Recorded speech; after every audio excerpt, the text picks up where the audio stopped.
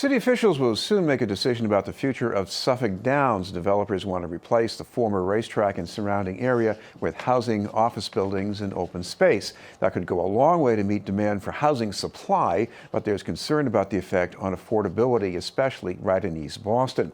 And that's the main focus for housing advocates at City Life Vida Urbana. To tell us about those concerns are the group's lead organizer in East Boston, Andres del Castillo. Thank you very much for being with us, Andres. Thank you very much. First, before we get to the development itself, what's happening in East Boston? I know there's a displacement in Boston everywhere, but what about the pace and the scale in East Boston? I think East Boston is right now at a historic moment. It's traditionally seen as one of Boston's, if not the most iconic gateway neighborhood of Boston in terms of its immigrant reputation. So many generations of immigrant communities have come to East Boston, and for the first time we really see that history and that tradition disrupted. And that really predates us. That really goes back to the foreclosure crisis, where most immigrant communities were able to come, if not all, to East Boston, really establish generational wealth and be able to buy homes. A lot of my friends, I've lived in the area for a long time, who are Italian, for example, bought houses in Saugus or Peabody, and were able to really build that generational wealth. The foreclosure crisis really interrupted that for Boston's Latino immigrant community.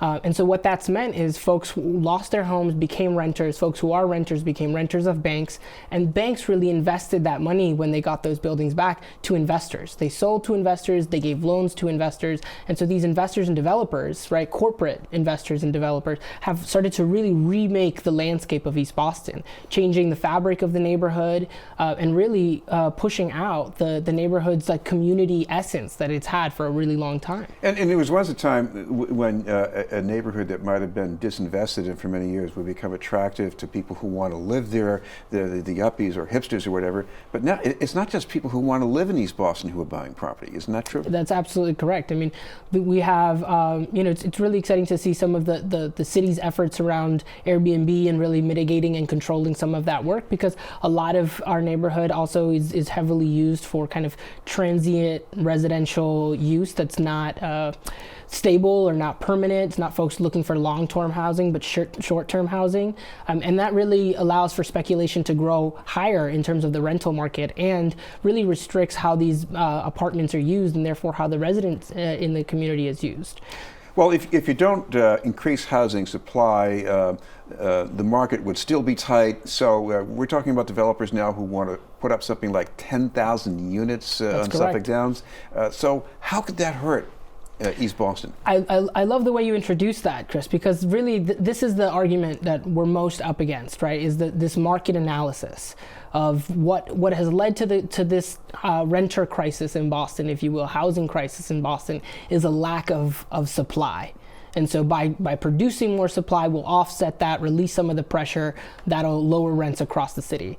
And we've seen that analysis fail time and time again. We saw it fail in the Seaport, where there's a lot of criticisms of Seaport, and I'd love to get into all of them because I think they really reflect on why the project at Suffolk Downs still fails to meet still fails to learn some of the lessons from Seaport. But just on the market piece that you're introducing, we see from the Seaport and from Assembly Row in neighboring Somerville that building large quantities of luxury housing does nothing to offset the rental market in the surrounding neighborhoods. In fact, we've seen the rental market in those surrounding neighborhoods explode after these new areas, who largely bring in luxury units, also bring with them luxury businesses, restaurants, bars that attract a whole different cohort of tenants and make the surrounding neighborhoods that much more competitive.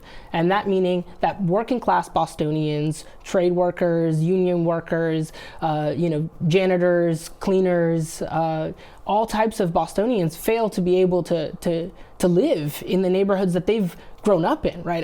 I two members of ours, Joyce and Louise, always come to mind to me. They're 80-year-old women who've been raised in East Boston since they were children.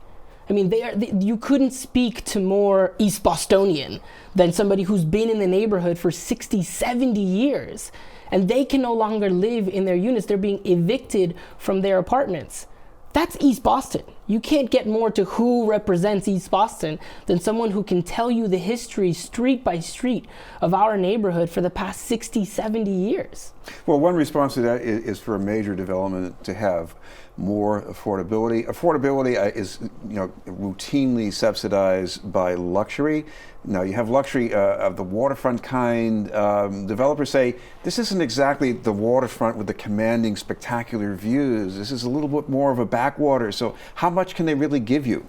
I mean, so this is the interesting part, and it comes a little bit back to the market analysis, right? It's similar to Seaport. Suffolk Downs was a racetrack. It was used to race greyhounds, then it was used to race horses. The state decided that those weren't uses that we wanted to have in our state any longer, and so then the casino tried to come in. East Boston decided that's not what we want in our neighborhood, and we were successful in making sure that that's not what came to our neighborhood. Amazon wanted to move in, and East Boston was successful in the city of Boston in saying that's not what we want to come into our neighborhood. And now this luxurious developer is saying we didn't get Amazon to come in, but we're going to build the same project anyway in the hopes that somebody else will move in, right? Maybe we'll get another big company to move in. But that fails to really understand that at the core of it, Boston rejects this notion that we should have these luxury neighborhoods. That is not to say that the developer doesn't have some things that show they are in some ways listening to the community, but they're just not moving anywhere near far enough, right? They're talking about a certain percentage of affordable units that will be, I guess, within reach of people at 70% of the metropolitan area median income. Yeah. Put that in plain English. What is that? How does that stack up against East Boston? You grab two people who make $30,000 a year, right? Those are two East Bostonians, right? The average income of East Boston is between those two people is $30,000, right? 30,000 times plus 30,000, 60,000 divided by 2 comes back to 30,000.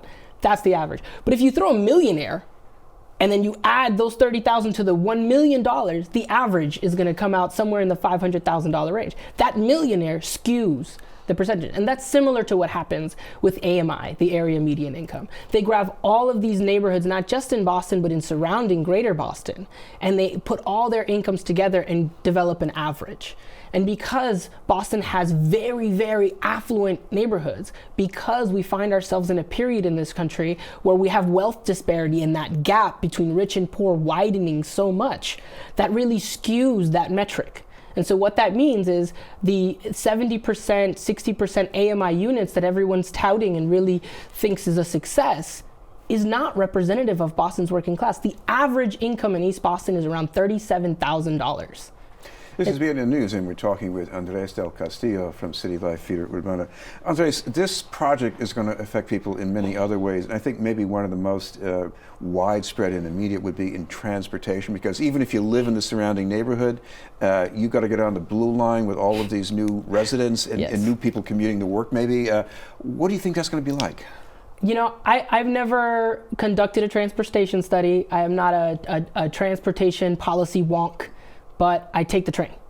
And what I can tell you about taking the train and what I can tell you about taking the blue line is it's packed. And it's packed often.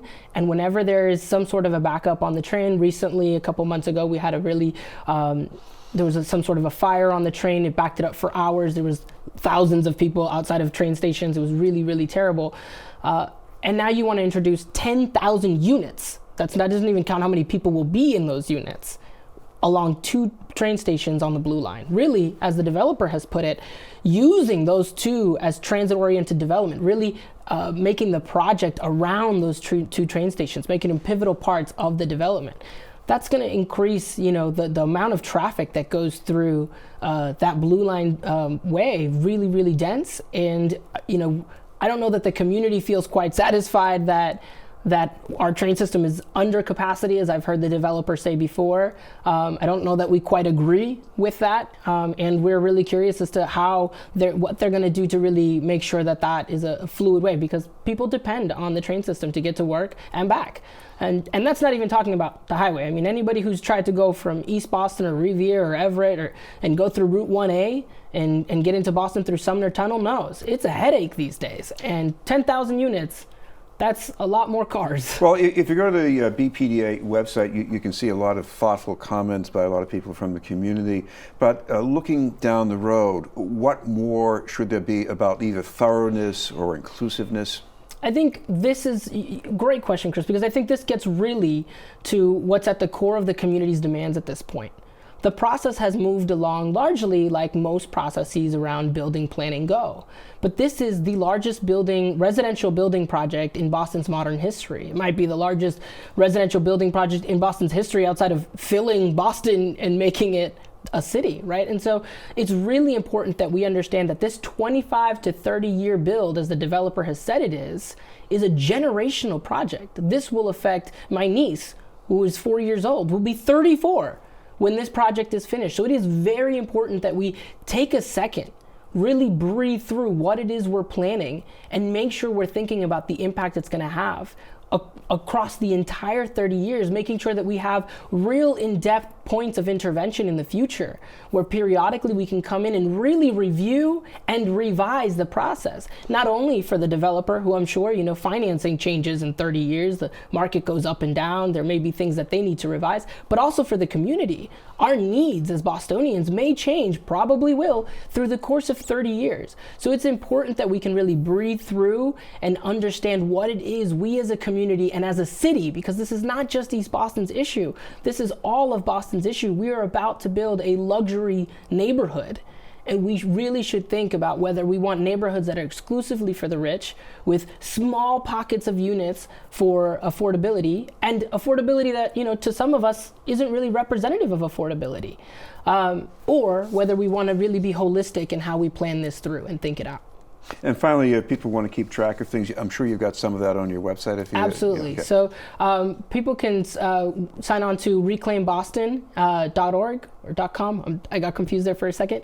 And sign our petition for the demands that City Life and the coalitions of grassroots organizations in East Boston are promoting, or they can go on clvu.org, that's City Life's website, and check us out, City Life. And absolutely see all the work we're doing, not just around Suffolk Downs, but across the city. This is the largest development of its kind, but there are microcosms similar to this one happening in Dorchester, Roxbury, the JP Rocks corridor, the Fairmont corridor. It's really important that folks see how our city is transforming. Thank you very much for being with us. Thank you, Chris. Andres del Castillo from City Life Vida Urbana. In a moment, we'll have a preview of the Massachusetts Women's Conference, and we'll talk with one of its motivational speakers.